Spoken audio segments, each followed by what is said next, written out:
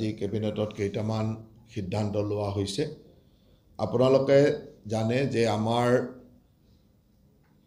অসমলৈ আহি থকা ৰেল লাইনৰ ডবলীকৰণ বা দ্বৈত লাইন কৰি থকা হৈছিলে। এই দ্বৈত লাইন কৰি থকা অৱস্থাত বিশেষকৈ আজৰা কামাখ্যা চেংচন ভায়া গোৱালপাৰা হৈ যিটো আমাৰ আজৰা কামাখ্যালৈ ৰাস্তা ৰেল লাইন আহিছে, তাৰ দ্বৈত লাইন কৰিবৰ কাৰণে কিছু ভূমিৰ প্ৰয়োজন হৈছিলে আৰু সেই ভূমি আজি অসম কেবিনেটে সেয়া চৰকাৰী ভূমি আছিল 7 বিঘা মৌজা জালুকবাৰী মৌজাৰ আণ্ডাৰত আৰু 1 বিঘা চকৰদৈ মৌজাৰ আণ্ডাৰত এই 8 বিঘা মাটি আজি অসম চৰকাৰৰ কেবিনেটে এপ্ৰুভ কৰিছে ৰেলৱে ডিপাৰ্টমেণ্টলৈকে, যাতে লাইনৰ বহলীকৰণটো হ'ব পাৰে আৰু দ্বৈত লাইন হ'ব পাৰে, যিয়ে আমাৰ যোগাযোগ ব্যৱস্থাত উন্নত কৰিব। গতিকে আজি অসম চৰকাৰে ৰেলৱে বিভাগক এই 8 বিঘা মাটি ট্ৰান্সফাৰ কৰিছে আৰু অসম চৰকাৰে দিয়াৰ কাৰণে কেবিনেটে অনুমোদন দিছে। আপোনালোকে জানে যে আমাৰ 3খন পলিটেকনিক হাজো, মাজুলী আৰু টিংখঙত নিৰ্মাণ হৈ আছিল।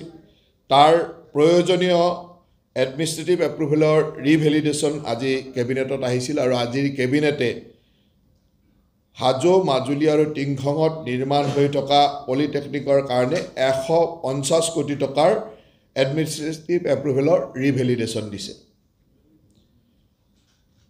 অসমৰ বিভিন্ন ইঞ্জিনিয়াৰিং কলেজ আৰু পলিটেকনিক কলেজত কিছু পাৰ্ট টাইম ফেকাল্টি 451 জন পাৰ্ট টাইম ফেকাল্টিয়ে কাম কৰি আছিল আৰু এই আমাৰ যিটো শিক্ষাবৰ্ষ, এই শিক্ষাবৰ্ষত কোনো অসুবিধা নহবৰ কাৰণে এই 551 জন পাৰ্ট টাইম ফেকাল্টিক আণ্ডাৰ ৰুল 3F তেওঁলোকক ভেকেণ্ট পষ্টৰ এগেইনষ্টত 3Fত আজি এপইণ্টমেণ্ট দিয়াৰ কথা বা একাডেমিক ক্লাছবিলাক অসুবিধা নহবৰ কাৰণে এই তেওঁলোকক আণ্ডাৰ ৰুল 3Fত এক্সিষ্টিং ভেকেঞ্চিত এপইণ্টমেণ্ট দিয়াৰ কাৰণে আজিৰ কেবিনেটে এপ্ৰুভেল দিছে।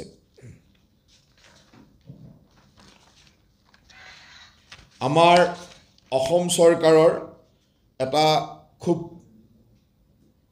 অভিলাষী আঁচনি হ'ল যে আমি ক্লাছ 9ত থকা 9ম শ্ৰেণীৰ ছাত্ৰ ছাত্ৰীসকলকে আমি চাইকেল দিয়াৰ কথা কৈছিলোঁ আৰু এই চাইকেল দিয়াৰ মূল উদ্দেশ্যটো আছিল যাতে ছাত্ৰ ছাত্ৰীসকলে ৰেগুলাৰলি ক্লাছত উপস্থিত হ'ব পাৰে, ড্ৰপ আউট পাৰ্চেণ্টেজ নোহোৱা হয়, সেই উদ্দেশ্যেৰে আমি এই চাইকেল দিয়াৰ কথা কৈছিলোঁ। আৰু আজি অসমত এই ধৰণে অহা ছিজনৰ কাৰণে 3,23,640 গৰাকী ছাত্ৰ ছাত্ৰীক চাইকেল দিবৰ কাৰণে 148.55 কোটি টকা চাইকেল প্ৰকিউৰমেণ্টৰ কাৰণে আজিৰ কেবিনেটে ফাইনেন্সিয়েল চেংচন দিছে।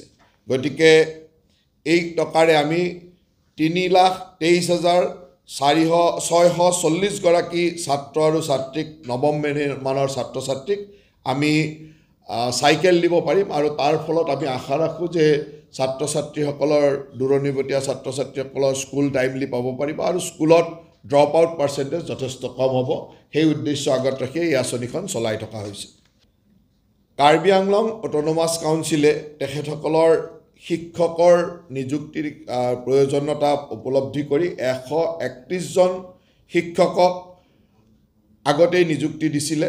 সেই নিযুক্তি যদিওবা ষ্টেট গভৰ্ণমেণ্টৰ বা ফাইনেন্স ডিপাৰ্টমেণ্টৰ কংকাৰেজ নাছিলে, কিন্তু তেখেতসকলৰ প্ৰয়োজনীয়তাৰ তাগিদাত সেই শিক্ষকসমূহ নিযুক্তি দিছিলে আৰু সেই 131 জন শিক্ষকক আজি আমাৰ অসম কেবিনেটে এপ্ৰুভেল দিছে তেওঁলোকৰ নিযুক্তিৰ কাৰণে। কিন্তু তাৰ কাৰণে যিটো প্ৰয়োজনীয় নথিপত্ৰ বা তেওঁলোকৰ যোগ্যতাৰ প্ৰমাণপত্ৰ এইখিনি হিলছ এৰিয়া ডিপাৰ্টমেণ্টে চেক কৰিব আৰু চেক কৰাৰ পিছতে তেওঁলোকৰ শিক্ষকৰ যি নিযুক্তি দিছিলে তাক নিয়মীয়াকৰণৰ কাৰণে অসম কেবিনেটে আজি অনুমোদন দিছে। তাৰ লগে লগে অসম চৰকাৰে এইটো আশা ৰাখিছে যে ভৱিষ্যতে যাতে উইদাউট প্ৰায়ৰ এপ্ৰুভেল এনেকুৱা ধৰণৰ নিযুক্তি প্ৰদান নকৰে, তাৰ কাৰণেও অসম চৰকাৰে তেখেতসকলক জনাই দিছে যে जो क्लास 9 का बॉयज़ एंड गर्ल्स स्टूडेंट है सब लोगों को हम लोग ड्रॉप आउट परसेंटेज 1 है और अच्छा से लोग पढ़ाई कर सके, इसके लिए हम लोग साइकिल देने का एक स्कीम लिया था।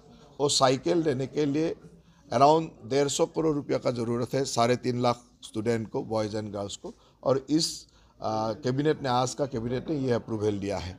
हमारे जो ब्रॉड गॉज लाइन है, डबल लाइनिंग हो रहा है, जो ग्वालपारा होके गुवाहाटी तक जो डबल लाइनिंग का काम चल रहा है रेलवे डिपार्टमेंट में, उस रेलवे डिपार्टमेंट का लाइन का काम करने के लिए, डबल लाइनिंग करने के लिए कुछ ज़मीन का ज़रूरत था। और रेलवे डिपार्टमेंट को आज असम सरकार ने 8 बीघा ज़मीन रेलवे को ट्रांसफ़र किया। इसका थ्रू वो लाइन डबल लाइनिंग करने में सहायता होगा। स्थानीय लोगों से बातचीत करके किया गया, क्योंकि ये रेलवे का वो ज़मीन नहीं देने से रेलवे डबल लाइनिंग होगा ही नहीं। डबल लाइनिंग करने के लिए ज़मीन का ज़रूरत था, इसलिए गवर्नमेंट ने वो ज़मीन रेलवे को ट्रांसफ़र किया।